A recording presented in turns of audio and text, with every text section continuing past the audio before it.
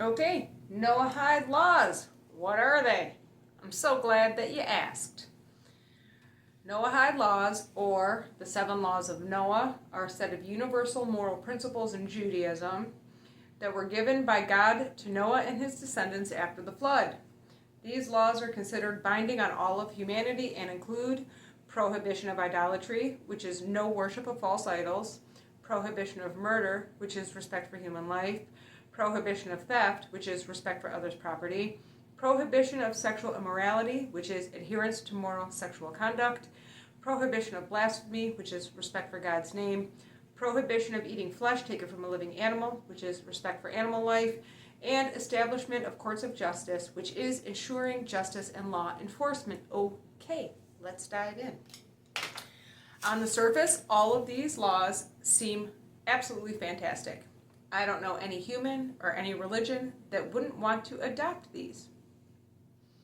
That is, until you take a magnifying glass to the first 2 sentences. These are a set of universal moral principles in Judaism that is binding to all of humanity. Are you catching that? Do you smell what I'm stepping in here, guys? This is a religious group that is dictating what is moral for all of humanity to abide by.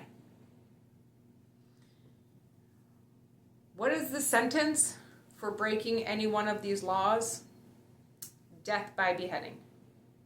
So that's the basis of what you need to know about these Noahide laws. It is dictated by Judaism, and breaching any one of these will bring about a sentence of death by beheading. Okay? So in order to fully understand what these laws entail, we need to view these laws through the lens of Judaism. So what does it mean to be a Jew? I don't know. I've been asking that question for decades, even before I was a Christian. I asked my Jewish friends, I said, hey, I really don't get it. Is that your nationality or is that your religion? And they said it's both. And I didn't understand because I said, I'm Italian, and a lot of Italians are Catholic, but not all Catholics are Italian. So the nationality is different than a faith base, so make it make sense. Again, I didn't get any clear answers. I was further confused when one of my Jewish friends actually declared Jesus Christ as his Lord and Savior and believes that he is the Messiah, but he also said he's Jewish.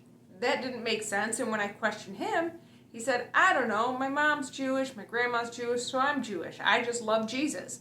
So I was extremely perplexed, and I let it go. I wasn't a Christian, so you just let it go, you put it to bed, until later on in years when I was starting to dive into some other things in college.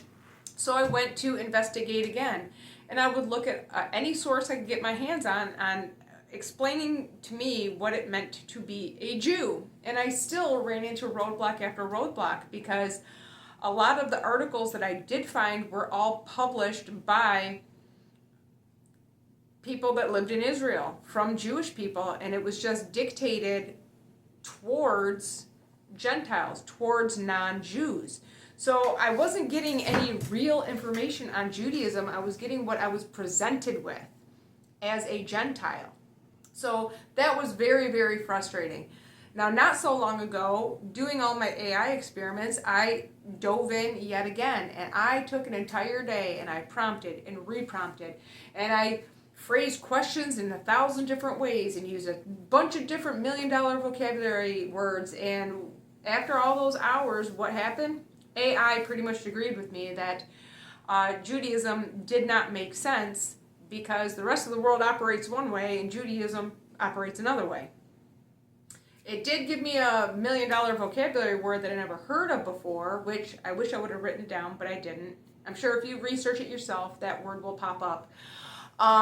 But that word did mean the nationality being the same as the faith, but it only pertained to Judaism and some other tribe that doesn't even exist anymore. So I asked, where did this term even get invented? Who coined it? And AI told me it came from a Jewish man. So to me, that's just more self-regulating pertaining to something that's coming from a religious idea and being integrated and instituted as a secular vocabulary standard for acceptance without asking any questions of what's truly behind it and how does this make sense. You know, if Judaism is the outlier, I don't get it. So anyway, that reminded me of the study of psychology, psychiatry that I did back in my eating disorder days, and I did a lot of investigation on the founders of modern psychiatry and psychology, and if you've done that type of studying, then you know that the fathers, quote unquote, were all of Jewish descent. Either they were Jews or they denounced their faith and were now atheists. But here we have a group of guys of the Jewish faith that got in a little think tank and came up with a philosophy that would explain their own messy lives, their own perversions, their own mental illness, and they explained it away and put fancy terminology on it. Then they rubbed elbows with the right people, got funded by other people, and here you go, it gets introduced to the entire world, and we just gobble it up and don't ask any questions because you can't ask questions. This is the number one roadblock that I have run into, especially lately. If you ask any questions about Judaism, you are labeled as being anti-Semitic.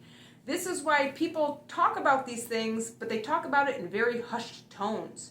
Everybody's afraid of being called an anti-Semite for asking questions about the Jewish faith.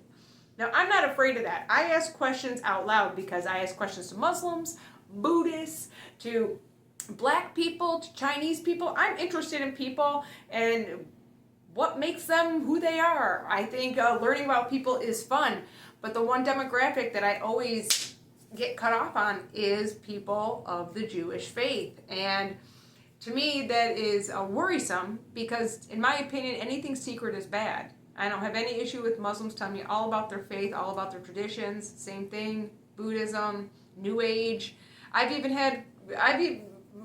The last tattoo I got was by a Luciferian. I asked a bunch of questions. I just wanted to understand her thought process. I don't agree, but I like to know where people come from.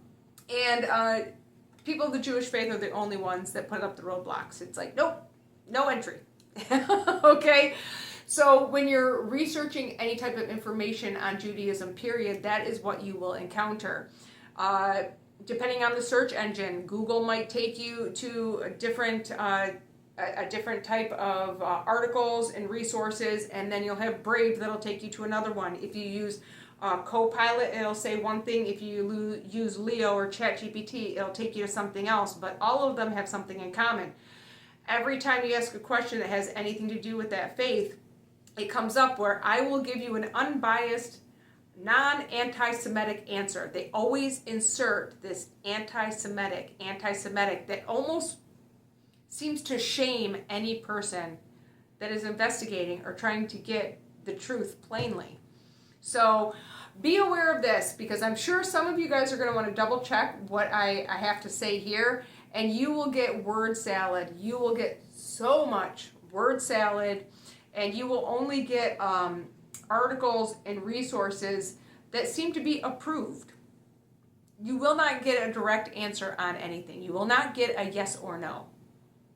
You will not get direct texts and quotes from religious books from Judaism, which again, one search engine says, no, it's not available because the English translation of these religious books is too new and it's copywritten, so I can only give you 1 or 2 lines. Then I go to another search engine. I said, this one says that I can't get this. Oh no, we can give it to you. So it lists everything out, but it's all commentary. There are no quotes. Now you can go on the computer and you can look up anything from the Bible, and it'll pull everything up no matter what version. New translation, old translation, doesn't matter, it'll pull it right up. But when it comes to Judaism, So this is what is concerning to me, is that you have a faith base where you can't get direct answers and you don't have full access to the information, and very much confusion and chaos. And Christians, we know where confusion and chaos stems from, right? Our God is a God of order, not chaos and confusion. Our God is a God of truth, not a God of lies. So you have to be prepared when you go diving into this. But what you have is a very secretive, in my opinion, a very secretive religion It is not forthcoming with what they believe. And these people are in charge of instituting and holding people accountable for the obedience of Noahide laws, because it pertains to all of humanity. Now, you can believe in all the technology, religiosity, etymology, biology that you want to. It doesn't matter what you want to believe, because all of humanity is going to be subject to these laws. If you stay around for video number 2, I will explain it in as much detail as I possibly can. But whether you want to adopt a religion or no religion at all, you are not going to escape this. So it's time to start paying attention and get rid of the ignorance on this topic. Stop talking about things in hushed tones and really start asking the questions, because this is the future. What I do know about Judaism, since I don't know what a Jew is, what I do know about Judaism is that their religious books are the Torah and the Talmud. The Torah are the first 5 books of Moses. Just like in Christianity, we have Genesis, Deuteronomy, Exodus. That's what they have in the Torah as well. New Testament is very different. I'll get it into video 2. But Jewish tradition has the Talmud. Now you have the Jerusalem Talmud and you have the Babylonian Talmud. The Jerusalem Talmud has looser perimeters. The Babylonian Talmud is the authoritative. It is the meat and potatoes of the Jewish faith. So what does the Talmud have to say? Okay, again, I'm going to go on memory, on my notes from studies I did in the past, and from what I can glean between all of the word salad. Okay, and again, if you look this stuff up, it'll say, oh, it's misquoted, or oh no, it's anti-Semitic, and this is very much misunderstood. But then again, they won't give you all of the text and context to form a different opinion. So again, I'm going to go with what the people that left the Jewish faith came out and said anecdotally. These are coming from Jewish people that left Judaism, that whistle blew on what they were being taught. So that's what I'm going by. According to the Babylonian Talmud, Jesus Christ is burning in hell currently, boiling in excrement. That's what they believe about my Lord and Savior. Why? Because they believe that Jesus was a sorcerer, he was demonic, he was a big fat baker, he was a liar, he was a cheat, and he deserved what he got. So that's what they believe about my Lord and Savior. So you can only imagine what they believe of someone who worships that Lord and Savior, who according to them is boiling in excrement in hell right now.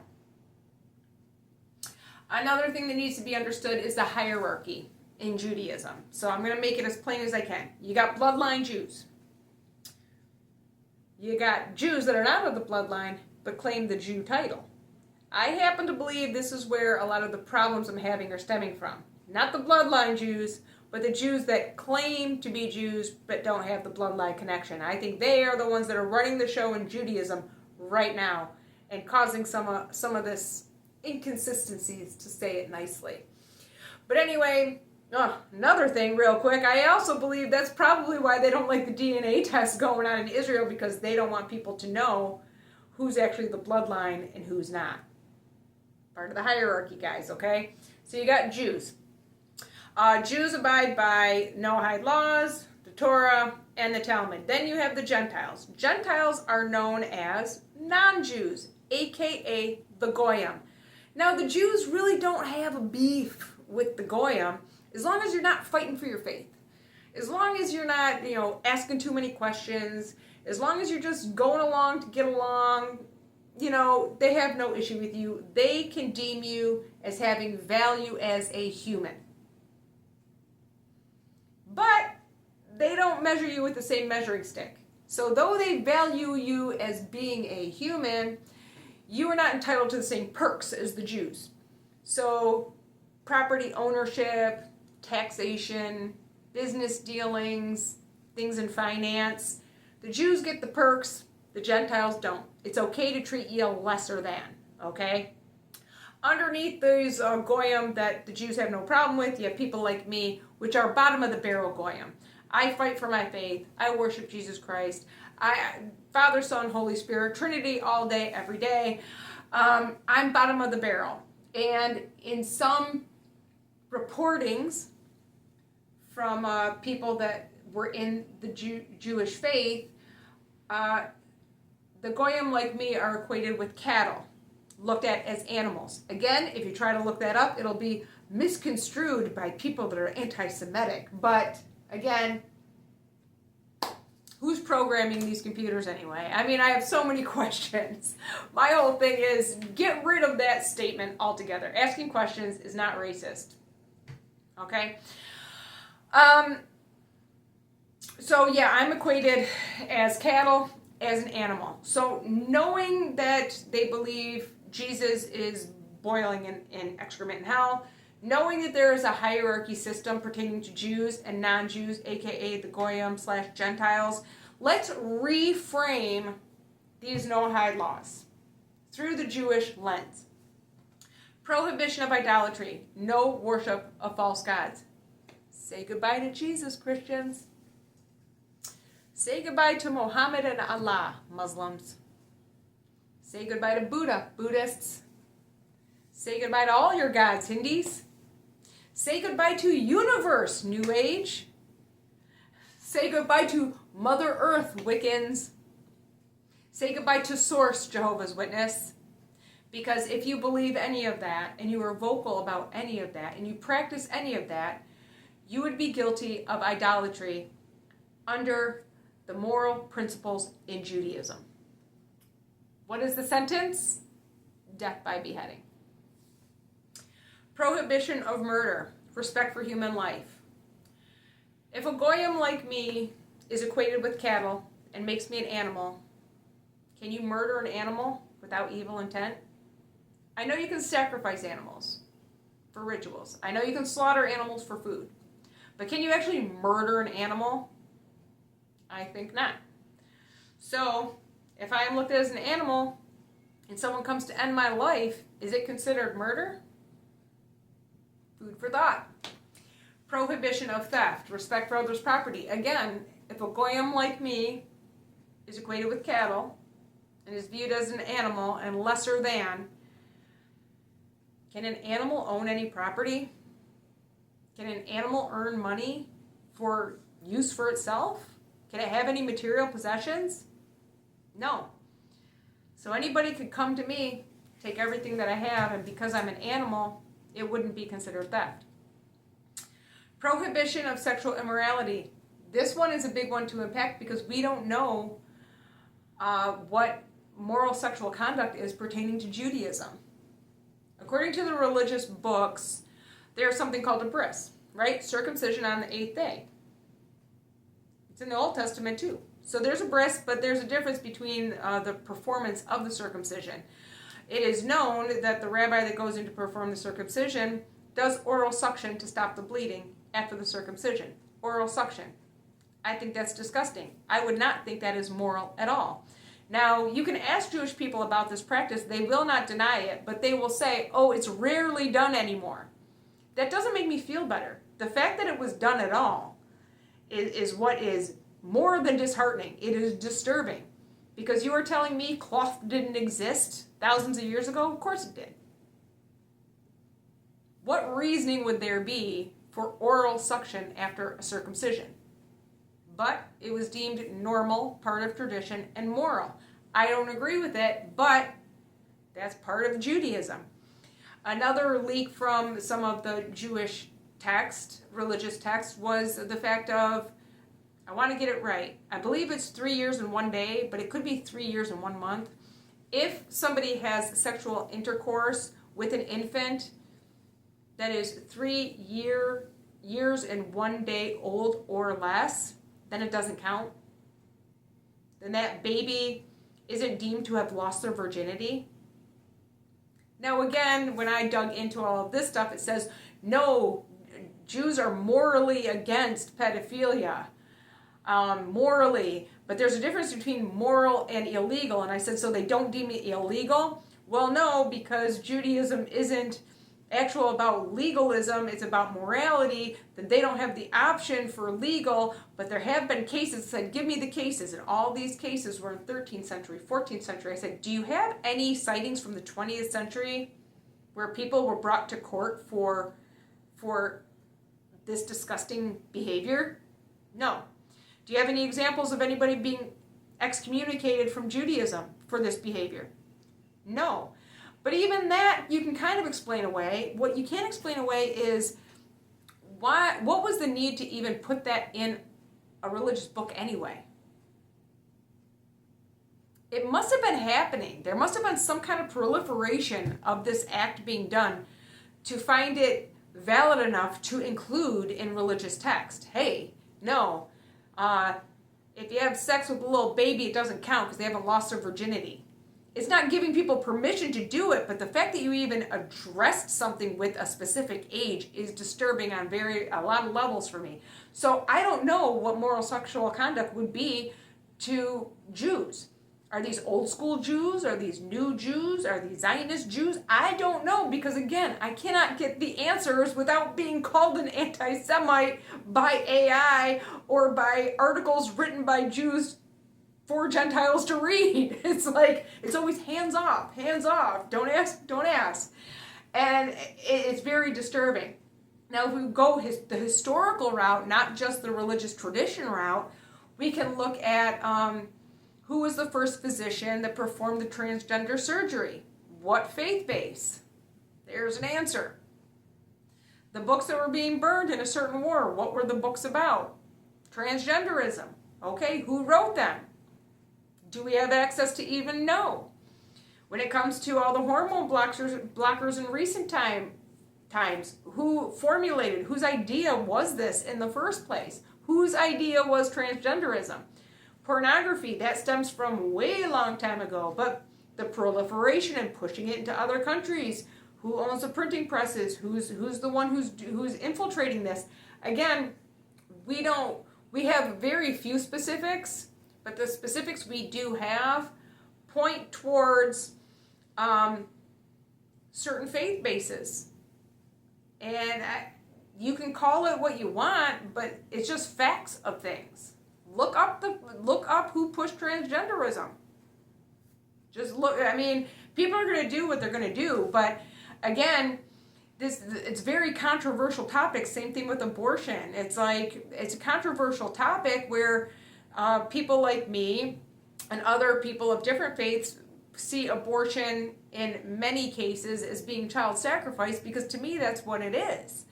Now, I'm not going to judge anybody that gets abortions because it's labeled under medical health care, so I don't want to get into a political discussion. I'm allowed to have my beliefs and other people are allowed to have their beliefs, but I'm also not going to encourage it, and I'm also not going to stand on a street corner telling people they're going to hell for doing it either. I think people's religion and their faith base and who they are and their spiritual walk is very individual to each person, so you can't come dictating your beliefs on everybody else. I can like it or dislike it. I can agree or disagree, but my number one job is to still love you and support you. So when it comes to sexual immorality, I'm looking at the practices that came from Judaism historically, and it makes me scratch my head again. This is where I say every human really has to be paying attention to this, because one day heterosexuality may be deemed moral, the next day immoral, beheading.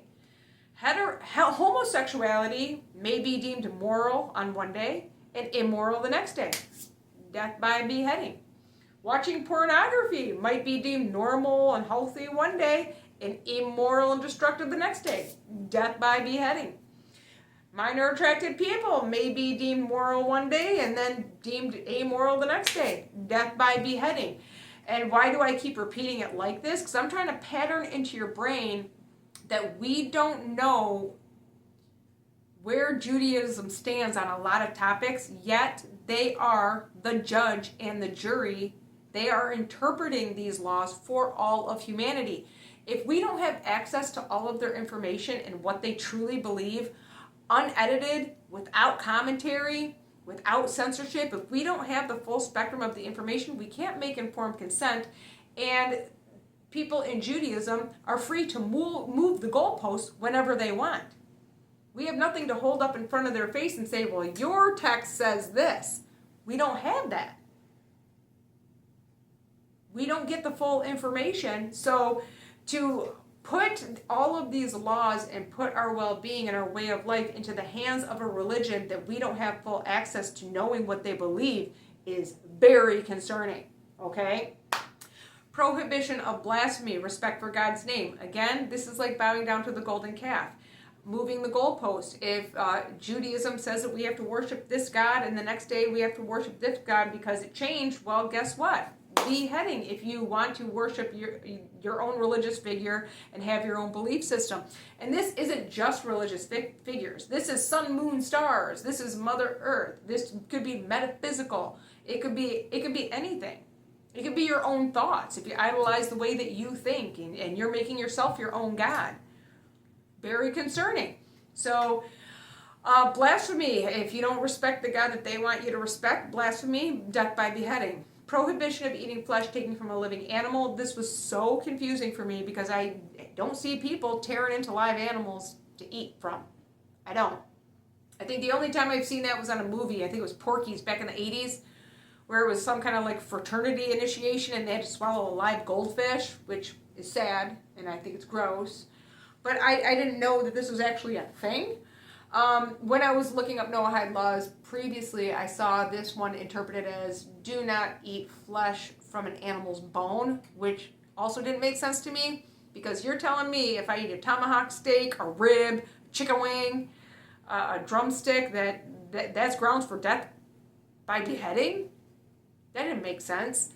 But then again, eating flesh taken from a living animal doesn't make sense either because I don't see that. I know like in Hoodoo Voodoo and Santeria and things like that, they do animal sacrifices and things like that, but I don't know if they actually like tear into a living animal. So this was a little bit confusing till I had the light bulb go on and I thought about it on terms of Goyim being the animal. And then I was like, oh, that actually makes more sense even though it's grosser. Prohibition of eating flesh taken from a living Goyim.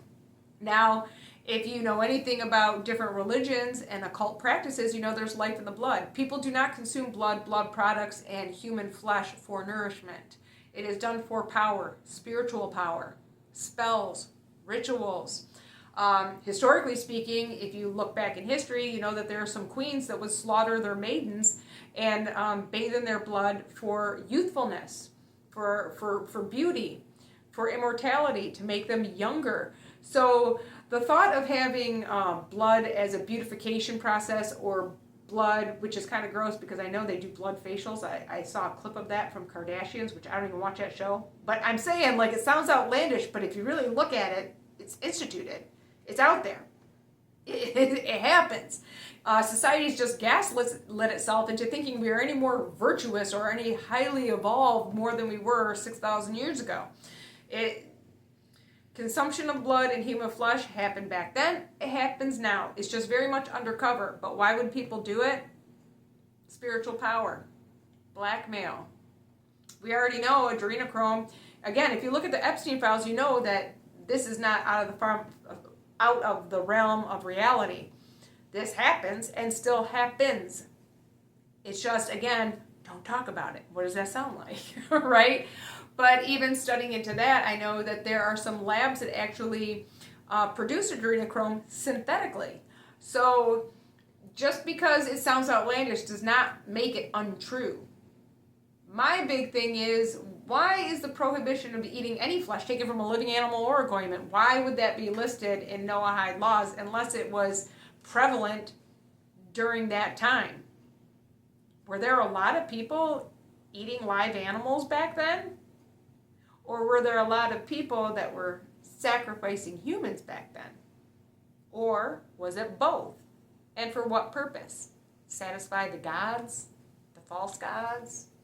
To get spiritual power? Immortality? Again, too much of a gray area for me, guys. The last one is the most disturbing to me. Establishment of courts of justice. Why is that one the most disturbing to me? Because that would be new religious courts. Every country, every state, every territory, they have their own law of the land. Okay? Why do you need to institute new courts of justice? Well, to make sure people are abiding by the Noahide Laws. Now, sounds a bit crazy. Where again, the judge and jury, the people that interpret these laws is through the eyes of Judaism. Very concerning. But if you want to look back at recent history, what happened, a few administrations ago? You had an administration put a lot of money into FEMA after some catastrophic things that happened in America. Then you had reports of these big, giant plastic coffin-like things that were just stacked up in random fields, just sitting there waiting. Coffins. Interesting. Okay. Fast forward to another administration. You have another administration investing in guillotines. Guillotines. Why? I remember reading that years ago and going, what? Before I even knew about Noahide Laws, I was like, what is going on here, guys? Investing in guillotines? Then you fast forward another administration and you see that Guantanamo Bay, Gitmo, got an upgrade. You got more courtrooms in there. You got more jail cells in there. Why? It's not heavily populated. So I know some of the Q people were like, the swamp is getting drained and all the political figures that are shady are going to be tried in military tribunals. And that very well could be true. But this happened, 2016, 2017, the upgrade on Gitmo?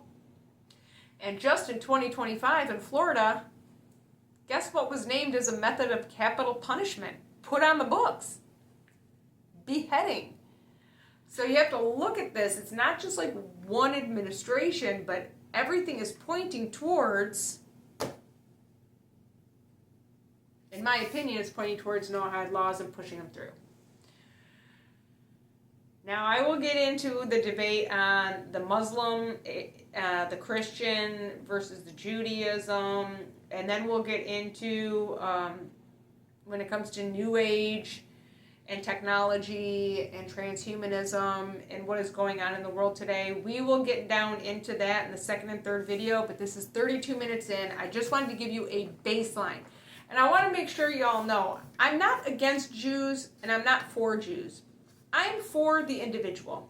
If you're cool to me, I'm cool to you. Love your neighbor as yourself. If you respect me, I respect you.